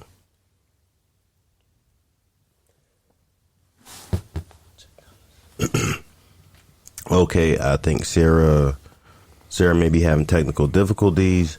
We're going to step back on that for a second. So if there's any other ladies who are in here who want to dive in. There is I'll just point out here real quick, because the Angel Minx is sending me a message on the side saying, hey, that incident in at our last party as well. A gentleman came up, and again, a younger guy, still learning his ways, came up and said, I have a hard dick and I need somewhere to put it. That was the opening line. Right? I believe that was the Minx's response. She did kind of snort, laugh at him, and go, oh, hell no, right? And kind of walked away. But there are those really cheesy lines that get thrown out by these younger guys where they think, maybe they think it sounds good in their head, and then they throw it out, and it falls really flat. Or is it just completely offensive? And in this case, I know Angel didn't find it offensive, but she definitely was not interested. She ran straight at me and told me. Well, this is true also, Dimitri. It's taken care of. No more. Yeah, at some point it goes back to that age-old question of she was dressed for it, right? She was asking for it by the way she dressed, right? Guys look at a woman and assume, based on their outward appearance or whatever they might think, it emboldens them to make a risk or take a risk that they think might be good or might be well received, and it falls off as very offensive, like Kennedy was describing, absolutely out of left field, unacceptable. Or it's just a really bad pickup line, because everybody's heard those in the bars too, right? Mm-hmm. Sarah, were you able to get your mic working? We did want to give you that opportunity if you still want to speak. I don't think she's up on the panel anymore. Oh, gotcha. I just Okay. wanted to say that, like, I think this speaks to, like, so Misha as a content creator, what she was mentioning, and like me, like co-founder of the Soul Sisters with my co-founder Iggy, it's like we absolutely show to the world that we are sexually empowered. That does not mean that we are consenting to be approached this way. Right. Right. Like, simply because we are living out loud as sexually empowered women does not mean that you have the right to access my sexuality. Period. You have to be invited into my sexuality because we have a mutual, we are attracted to each other, or this has to be the case. And it's crazy to me how many guys will just assume, well, this is what you're here for, right? Well, like you're putting yourself out there. You're giving, like, and I'm sure it's the same for you. You're putting yourself out there. You're giving a piece of yourself, and you just think that because I'm in a way being a little bit vulnerable, that you can just treat me in a way. No, it's just not acceptable. Not it's putting up not with that. acceptable. Yeah, absolutely. I'm shocked by your story, Kennedy, and I'm so grateful that you used your voice and shared it. We can't get lost in fantasy here. Again, we are human beings with beating hearts, and we need to be treated with the utmost respect. Respect is the cornerstone of lifestyle. Very true. Yeah. And, Scott was just like, you have to tell him. And I'm like, I guess this is like the perfect opportunity. The thing is I think it's somebody that attends parties a lot. I mean, here's the fact of the matter is that there are a lot of guys who attend a lot of parties who've been in lifestyle for many years who make the same mistakes because they don't know that they're fucking up. And that's why we're actually having this conversation. We're not having this conversation to brutalize guys, but we're having this conversation because there are a lot of guys who are making the same mistakes over and over. And at the end of the day, there's a point where, I appreciate, there's certain people I appreciate. Scarlett is one of my favorite people in the lifestyle because at some point there's a combination of male, female, everybody who says, hey, there are guys who are making mistakes and they don't know. And there was a comment that lends to that spoke of, was it emotional intelligence? Chris, can you Where find are you that one? seeing all these comments? Because I'm not seeing any of these things. Chris, you're killing me here. I know it. I don't have my glasses. It's Mary. An important distinction is whether we are talking about men being emotional versus not being emotional, or whether men are emotionally intelligent or not. The former puts being emotional, in quotations, as a negative light, like something that men are not supposed to embody. Society says men have to suck it up. They can't be emotional. We are saying that men should definitely deal with those emotions, talk about those emotions. And I am blessed to have my friends around me, Dimitri, Chris, Lupe, and a host of other guys who I can have. I'm not afraid of my emotions. Like, my friends, every guy who I'm talking to will roast the shit out of me if I do something stupid. Everybody's laughing right now because everybody has at some point roasted me or shook their head at me or asked me, what the fuck were you thinking when I made a decision? But all of the guys don't have that level of support. All the guys don't look for that level of support. Chris broke it down yesterday so good. Most guys are not looking for that level of emotional support. So I know this is going to sound harsh, but this is who I am. A lot of guys in a lifestyle are emotionally retarded. Okay? And I'm not, so the word retard, it's the emotionally retarded. A lot of them are. They're making mistakes they're not aware. A lot of guys go into the lifestyle and they're doing things that they think that they're supposed to be doing.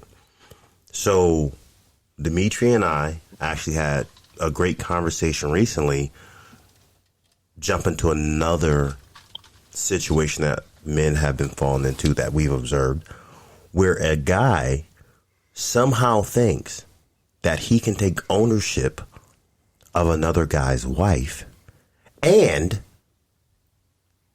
make rules and regulations for the other guy's wife to other single men in the lifestyle without getting the consent of the wife or the husband to take that position of authority.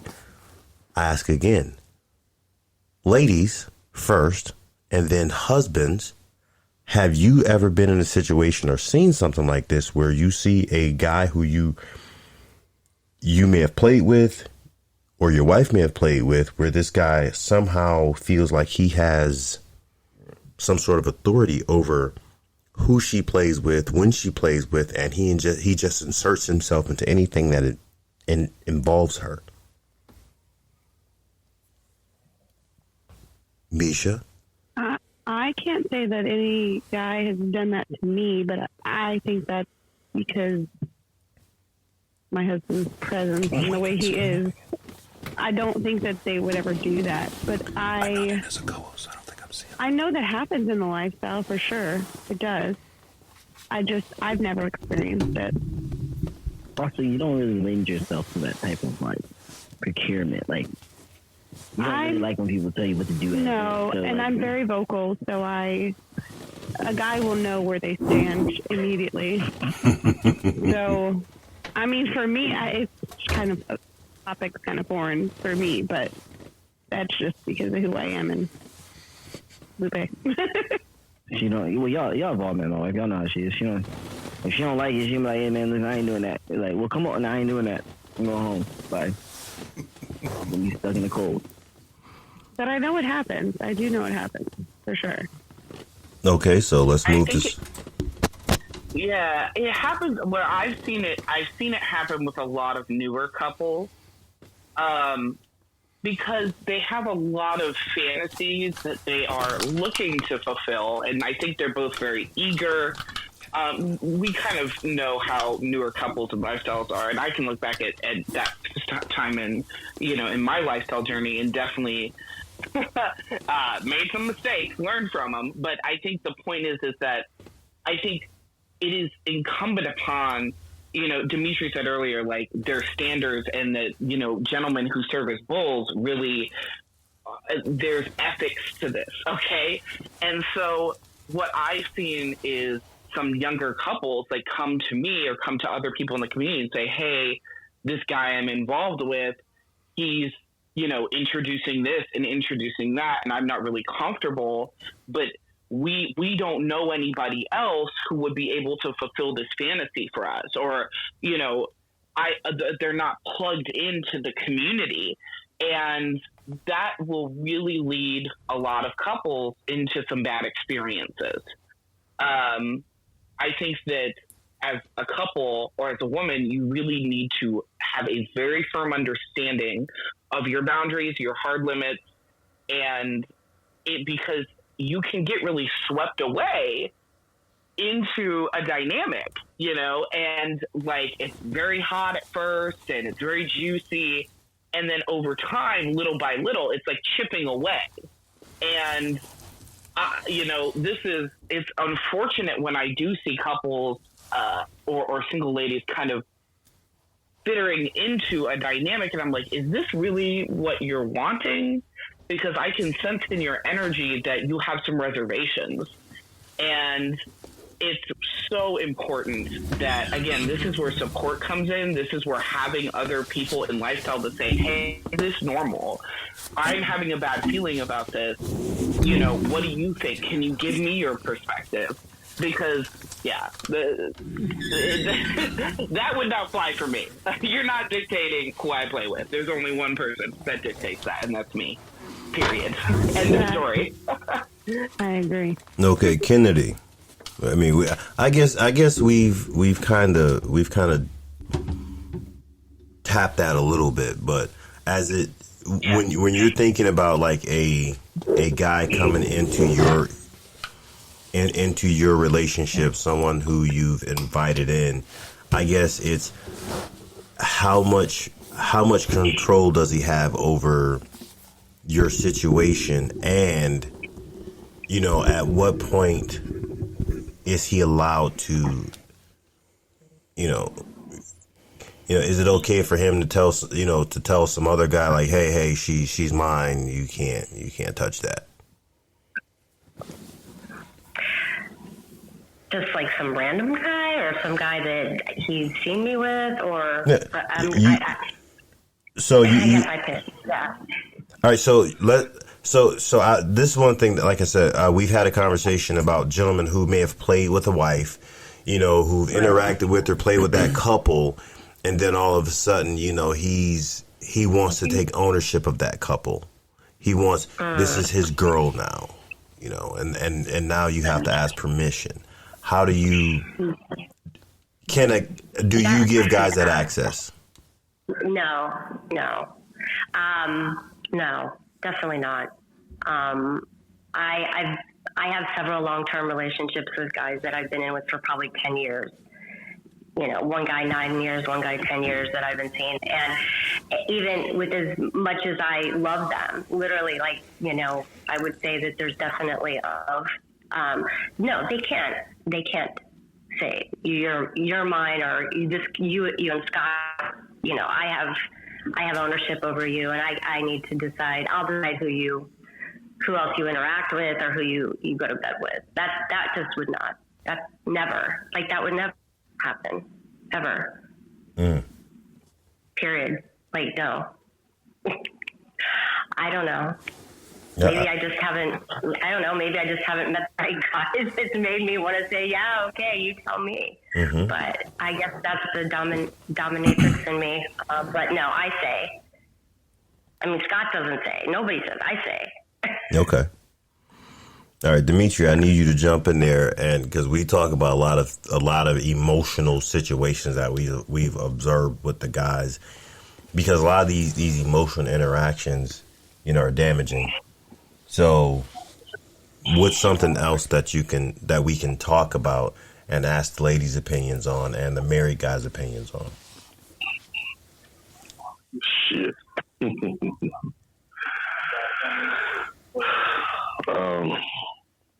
Wait, you got to repeat that all over, brother. I'm sorry. You said, do you have any questions that you want to ask people? Do I want to ask the ladies? No. The couples? We're talking about, the things that we discussed that some guys do that can be perceived as emotionally offensive to people in lifestyle. What other things have you observed, and something that the ladies can actually address and talk about? Did you have something, Chris? Well, the thing I found, as me and you shared before, this was us observing from the outside looking in.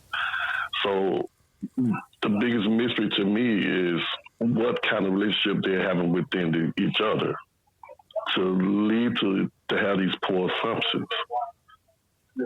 I think that if these women or these couples going to have a conversation with a gentleman on the degrees of the dynamic, their comfort, their limitations, they got to be very, very, very blunt, direct, and straight, just crystal clear to the point.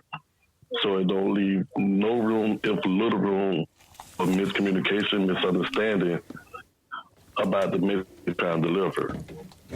So that's the mystery to why I kind of somewhat stay reserved before I just jump in trying to put a fire out, because the match is there, but there's no gas.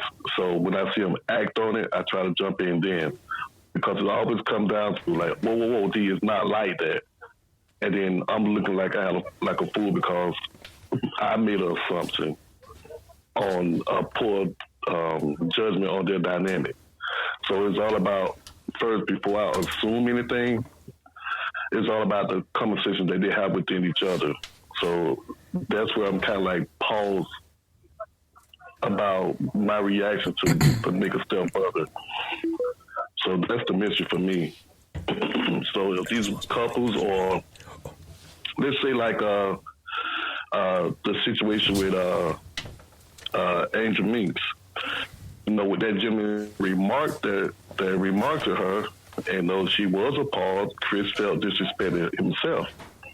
But look what the comfort that led to him having it. They had conversations prior. They actually engaged physically, and he assumed he had that comfort with them.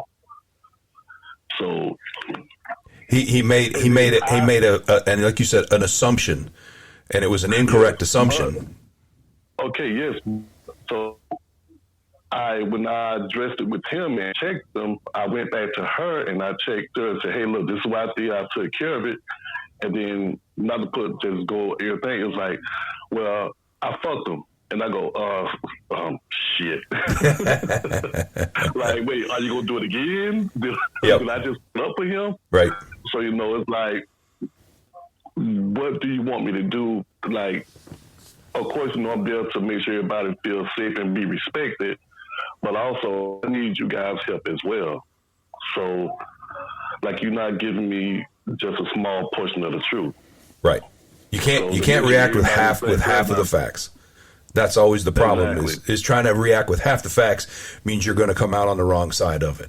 So, and again, you know, I'm trying to make sure again, like overall, it's a business. I have to make sure I protect the business as well, but also I have to make sure you guys are protected and respected also, because I promise you guys that. So you have to meet me in the middle. And this is we're not talking just about Splash and incidents that occurred at Splash. These are two that kind of recent because we're just coming off that party. For those who weren't aware, Splash Mocha Houston just finished. Wonderful party, great experience, great event, and amazing. An amazing event. And for Angel and I, our first time visiting Texas and that part of Texas, had a wonderful experience. Don't let any of these specifics that are coming out from that event taint this view. You can walk into this as a couple out on your own, just searching through the websites or whatever platform you use for finding that single person to come into your life. Or ladies, if you're single and you're looking for that bull to come in, right, and wherever you're searching for those, there is that opportunity that can be revealed. I'm trying to think of the right way to say it. That does become offensive and emotionally laden, or create an emotional rift in your relationship. I think that's there's more that goes on outside of a specific event that we can all experience, right? Mm-hmm. Mm-hmm. Definitely. I think we had like a comment on here that I missed. Yeah, I'm sorry. I'm not good at multitasking. No. I've learned trying to speak and read on the computer screen and not swallow my microphone all at the same time. That's okay. Is proving to be a bit of a challenge for Mr. Minks. Somebody said learning how to properly reject or turn down women in a cool way is a higher level to master. I agree with that. How are you guys seeing? My sister, Miss B, said, as a woman on the other side of the dynamic, she is a very interesting dynamic. She's a lady bull. Mm-hmm. So she's a lady bull for a cuck couple. She said new couples, singles, can be very much fetishized and want ownership, but I slut only for myself. So there's a flip side to that coin, right? Dimitri was speaking to, like, yes, there's always sides to every coin and two sides to every story. Mm-hmm. There, I think, like I said, there can be a lot of people who come into this lifestyle with a lot of eagerness and can approach dominance, or, and say, hey, like, this is what we're looking for. I know a lot of men with cuck desires, they have this, like, frenzy that they go into. And so it takes a lot of responsibility on both sides to address that, right? I just felt that was really interesting, and I love Miss B. She brings a really interesting perspective. So thanks for sharing that. Oh, listen, we're gonna have an episode just talking about the emotion of the cuck. We're gonna have an episode for that, because that's. Well, she was talking about Lady Bull and ownership, honey.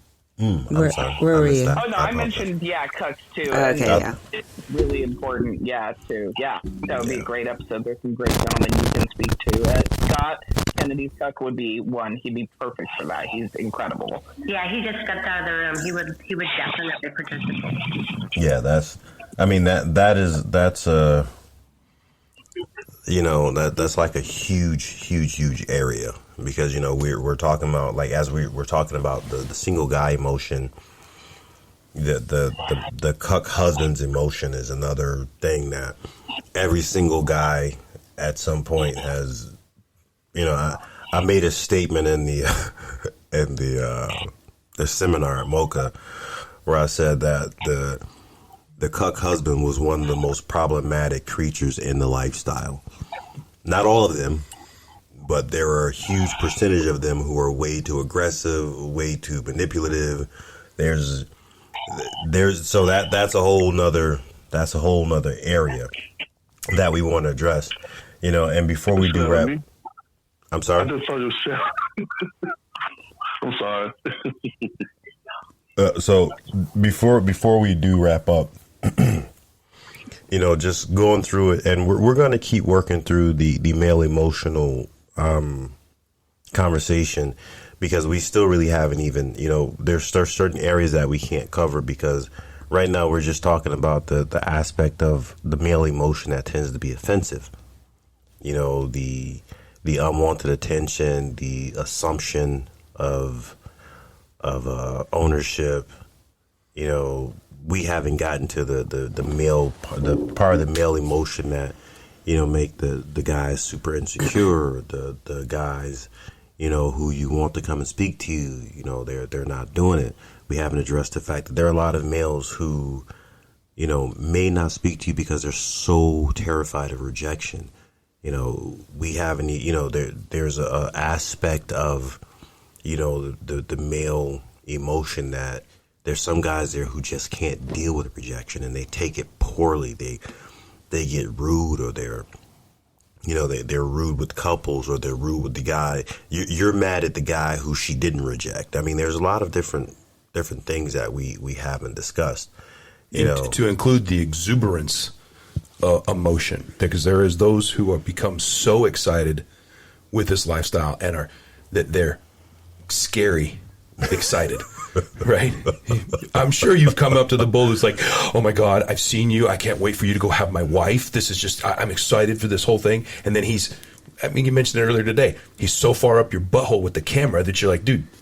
Yeah. Mr. Mocha actually described it as, the guy's literally recording my taint was the actual graphic thing that happened. There is the other side. We tend to talk about the negative side. There is a negative side to the positive emotions that a male can go through as he starts to experience this. And that's another whole aspect that you can be too much into this, that it creates a problem for the spouse and for the bull trying to play his role in this whole dynamic. Yeah. Fuck her harder, move to the left, turn her around, do a backflip while you fucking her. Right. Talk to him. Tell him you like his cock. Tell him you like his big black cock. It's like, dude, sit down and shut the fuck up. I can't focus. Wait, that's when I put out a ball gag. We did that a couple of years ago. It works like a charm. Nice. And he doesn't open his mouth anymore. It's just perfect. Brilliant, nice. Kennedy. Very Brilliant, nice. Kennedy. Thank you for that one. Mr. Mocha also awesome. is not a good multitasker when he's fucking. Like, we can't even have the TV on most of the time because he's like, I'm in a zone, all over the place. He needs focused on what I'm focused on. Yeah, if you say any words, he gets, other than nasty, like, fuck my pussy shit, like, he's not good with. Yeah, I'm terrible. He's not good with focus. Peanut gallery talking while I'm fucking is not going to work. Listen, literally, okay, don't judge me, ladies. We're judging you already. Go ahead. If I'm having sex and the Nature Channel's on and it's like, oh, this particular bird can dive at 300 miles an hour, I'm like, get the fuck out of here. Or Snoop Dogg is describing the lizards chasing the snake. Like, now my brain is like, what the fuck? It's just, the struggle is real with that. So I have to turn the TV off. I can't have the TV on. I can't have, like, any music that's like, unless it's sex music. You say that, but we had that epic war, I guess you could call it. I led into this. Everyone was just talking. And everyone's around, and you were totally fine. So let me show you the setup here, Misha. It was pretty fabulous, too. It was pretty fun. This is the setup. I want to say that the only reason I lost that battle is because I was distracted. Okay? Oh, now it's because you're distracted. Yes, this is the excuse that I'm making. It's absolute bullshit, okay? But I'm making that excuse. No, and here's the thing. In that situation, it's different because we were in a super sexually charged environment. We had all this stuff going on, and it was fun because we were doing that. But like, if somebody had been like, if somebody's husband was like, hey, fuck her harder, no, wait, stop, fuck her doggy style. No, that's annoying. Yeah, that's annoying. Stop I can't do it. Just let it happen. Your wife's about to get some limp dick. That would be the video where I had like my eyes rolling if somebody was doing that in the room with me. So that's why I'm really bad when people are recording in groups. I've seen it happen too. Yeah, no, it just allow it to happen. Afterwards, say, hey, this is what you could add in for next time. Okay. Or beforehand, like, hey, I'd like to see you in doggy style position, and like, can you do a little bit of this? Like, yeah, sure, let's do this. Yeah, but not a whole play-by-play, just like a few suggestions. Right, because then it becomes stressful. Yeah, if this is lifestyle play, it becomes controlling. Mm-hmm. Yeah, and that's let her have fun, and you're gonna enjoy it much better. Yeah, I've literally told somebody like, hey, you're her cuck. All right, you're not gonna tell me what to do here. I can stop fucking her, or I can fuck her, but you're not gonna tell me how to do it. Would you like to take over? No? Okay. With all due respect, can I please do this? You're mad at your wife somewhere, and now you want me to shove every inch of me into her as hard as I can when she's used to your 3-inch penis. Like, why am I punishing her because you're having a bad day? I'm not going to do that. It's like, no. Not unless she wants the punishment. Unless she asks for it. If she's like, it's nothing worse than like some dude saying fuck her harder, and you're on top of this woman looking down at her, and she's like, please don't fuck. Like, she's looking at you like, please don't listen to this guy. No, too much distraction. Can't focus. And I'm the one that's squirrely. Oh, you're definitely squirrely. I'm squirrely in a regular life, though. When it comes to dick, I know where the focus is. Oh, yeah. You're definitely a better multitasker than me. Like, I can't have sex with more than 2 women at one time because then it's like, I don't know, like, my brain is like, wait, the stepbrother am I fucking one to more than the other? Is this one going to be upset because I'm spending more time doing this to that one and this one? And now my dick's like, dude, stop talking to us. Hey, as the white guy in the room, I got to look at you and go, wah. Tell him that. Right? Oh, God. First world problems, my friend. Okay, honey, we need to wrap it up. It's two hours and Chris, wrap us up, Chris. Wrap us up. Great. Aaron, I thought I was just having an audition last night. Now you'd find out you want me to wrap this up? Wow. He usually does that to Dimitri. All right. So. Well, everybody, thanks for tuning in tonight with us. This was wide-ranging and very entertaining. We really appreciate the support. We'll join you again. Is there a scheduled date? No, there is not. Whenever we're feeling like it. Yeah, we just surprise people. Yeah. We do appreciate everybody tuning in. Right, if you have further questions, those of you who we couldn't get your answers to you, we'll get back to you. Once again, have a great week, everybody. And remember, everybody, you can check us out wherever you get your podcast. This is Old Faces. You can check this episode out. And thank you to all of our friends who we just randomly message like, hey, get on the podcast. And they fucking get on and support us. We love you, Lupe, Misha, Scarlett, Dimitri. Love you guys, too. Angel, thanks for coming on and listening tonight. Thank you. Until next time. My brother. Oh, goodbye from the Mochas. We literally already did that. Bye, guys.